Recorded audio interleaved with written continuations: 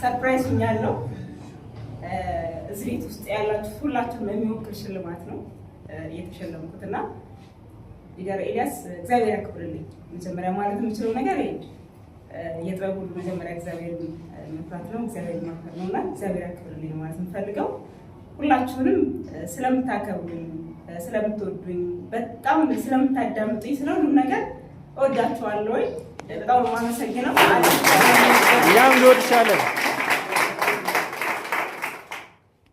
አድርጌያለሁ አልልም ማለት የግዴታዬ ነው። እንደ አፕላይን ግዴታዬ ነው የተወጣሁት ብዬ ነው የማስበው። አፕላይን ይሄን አድርጌያለሁ አይደለም፣ ምክንያቱም ማድረግ ያለበት ነው የሚያደርገው። ሌላው ነገር አይቆጠርም አይደለ?